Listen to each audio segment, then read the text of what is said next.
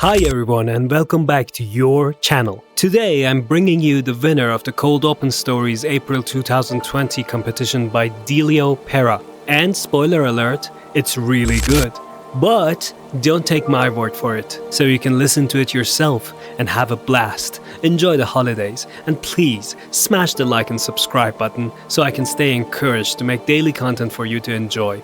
Now, without further boring your ears off, her name on the shrine world of Palma Alternum was Little Rat, a wiry girl, just 9 years old. She lived in the alleys, the places between the basilicas with towering spires that brushed the clouds, and churches as big as cities on other planets. Little Rat had heard of but had never seen the subterranean libraries that sprawled for hundreds of miles. Little Rat lived for one thing: to find her name. The name meant to be hers, but was given to a girl born 7 minutes before her.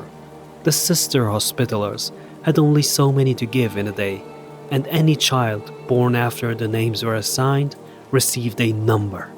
Little Rat didn't even know her number. However, the sister's space for mewling infants is reserved for those with names. The numbered children are left outside for the Emperor to watch over. Those who don't survive are thrown away in the morning. Those who live often wish they hadn't. During her first night outside in the rain, Little Rat's number had turned to mush. Little Rat had spent her life in one of the many market districts in Galaico, a city with as many shops selling incense, prayer candles, and litany parchment scrolls as places to buy food and clothing.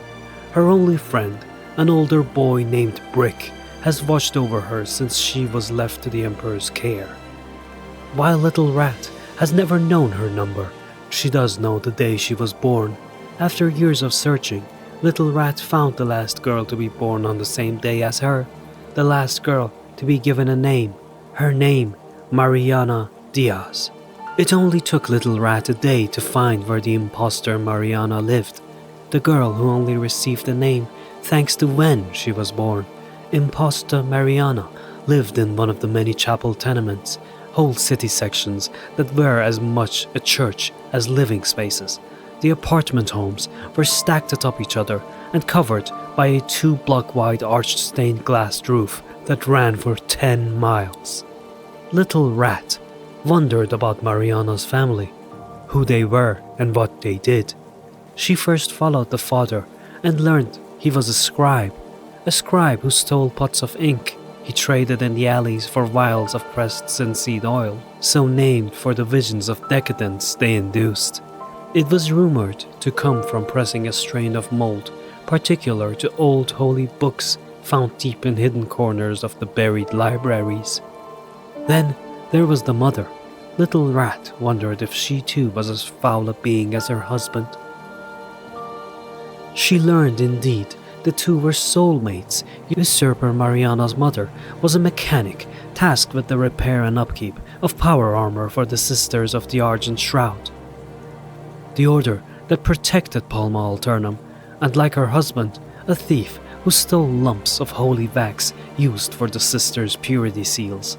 Little Rat watched Mariana go to bed, then saw her parents pour linseed oil into their eyes, then lay and twitch for hours. She shouldn't have that name, Little Rat told Brick. She pulled at the mangled tufts of her matted black hair with its shock of near white grey. Brick said the white hair appeared when she was 2, a day after a man tried to steal her.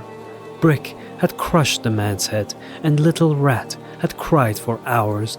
In the morning, a streak of hair had lost its color and never returned. "It should be mine," she said. "She stole it from me."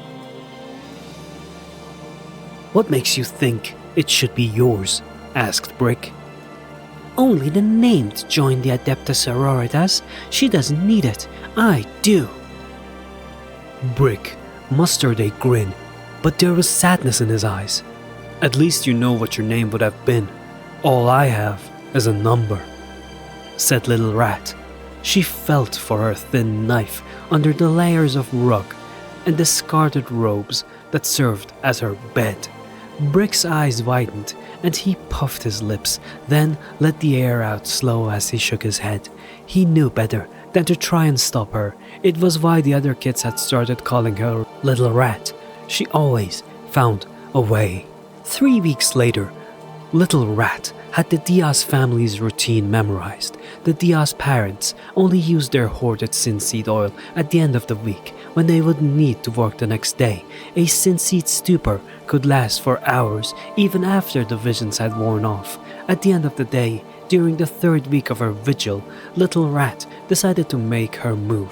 The fake Mariana's parents had taken more synseed oil than usual and were in their bed when Little Rat slipped through the window. Their daughter, in the kitchen in search of food, gasped as a thin knife was drawn across her throat. Blood bubbled from the cut as the girl fell and tried to speak. "Mine," said Mariana, scowling, and took the deadhead's ident card. Before leaving, Mariana went to the parents' room and poured the rest of their synseed oil into their eyes. "Is this what you wanted to see?" "Did you get it?" Brick asked. The girl he'd always called Little Rat lifted the card and grinned. I don't think I'll ever think of you as Mariana. You'll always be Little Rat to me." Mariana tugged at her shock of grey hair and stared at the ident card. "I don't care what you call me." "Then why was getting that name so important to you?" "Because it's mine," she said, and ran her fingers over the name on the card. Her name.